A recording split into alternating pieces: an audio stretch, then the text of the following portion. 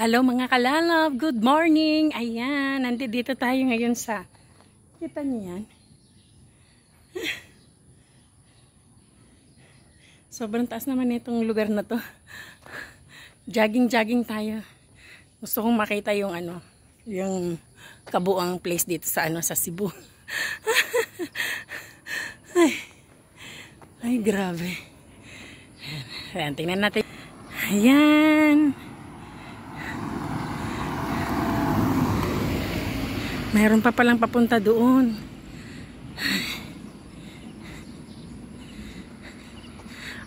Hanggang dyan lang naman pala yan. Wow, grabe. Ang ganda. Ayan. Bali ito, diretso din pala to.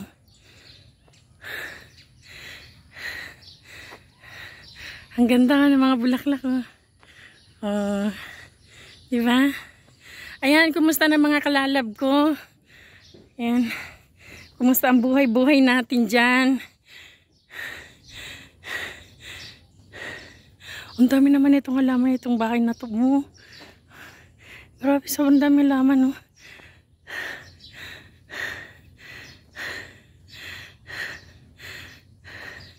Alam nyo guys, sa totoo lang, nagtataka ako dito sa dito sa lugar na to, no? Yung mga nakatira ba dito? Halos nakikita ko dito mga nakatira, mga Chinese, tapos asawa nila Pilipina.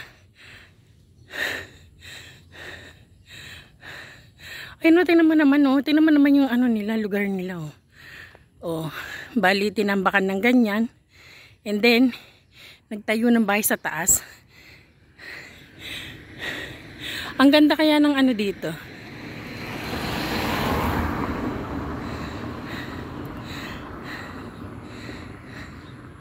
Ang ganda ng mga bahay na nakatayo dito. Grabe. Tapos halos karamihan mga glass yung nila. Yung pinaka dingding nila. Ayan, nakikita niyo yung na yan? Yung bundok-bundok na yan. Yan. Later on tatayuan din yan ng ng bahay. Grabe, oh.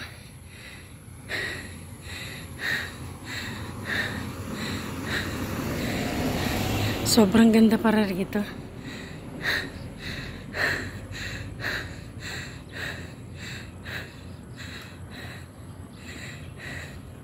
Ayun, ang ganda ng bahay dito. Sa mga pinakatuktok na to.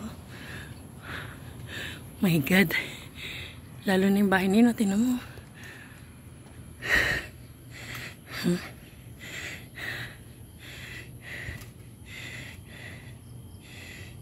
Hi, Be. Good morning. Diyan ka nakatira?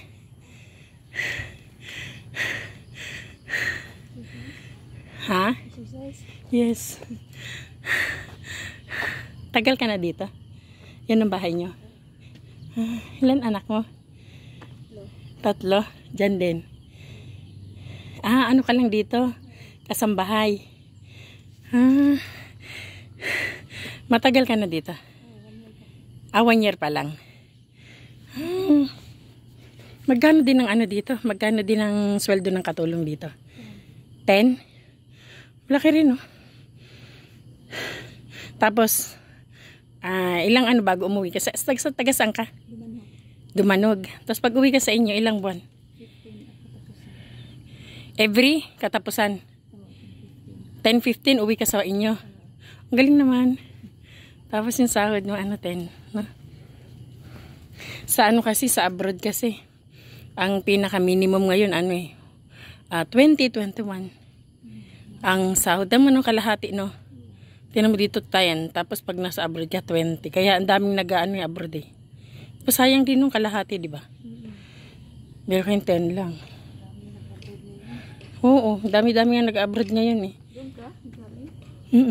Galing ako, Kuwait. Diyan sa may baba. Meron kami dyan meron kami dyan online business. Networking. Matagal na sila dito. 2 years na sila dito. Ako bago lang. Bago lang ako nung ano lang ako netong nung March lang ako member sa kanila. 2 years na to. 2 years na tong online business. O naka-create na kami ng 116 millionaire. Oo. Oo. Dati kasi yung founder namin, hindi naman siya totaling taga Cebu. Ano siya, taga Palawan. Ngayon, nung pumunta siya dito Cebu, dito na dumami yung mga grupo niya. Kaya dito na sila nagperme.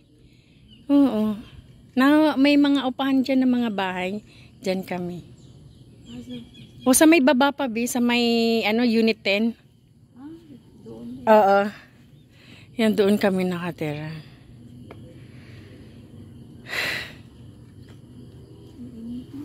Oo nga eh. Sabi, tinanghaling ako ng gising eh. Ang lakad-lakad niya. Ang gaganda ng bahay dito, no? Ba't yung mga bahay dito, mga glass ang dingding, no?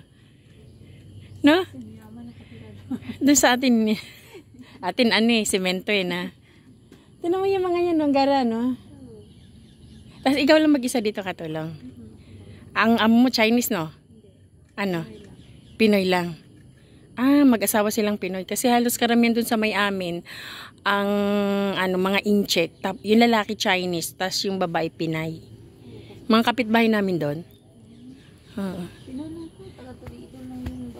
May business sila. Saan business nila? Ano business nila?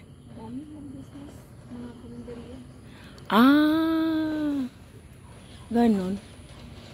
Tas 3 bata nila. Walang anak? Bata pa yung amo mo. Pero mag-asawa na sila. 3 lang. Bali wala ka palang bata na alaga. Yung dalawa. Dalawa. Yun lang.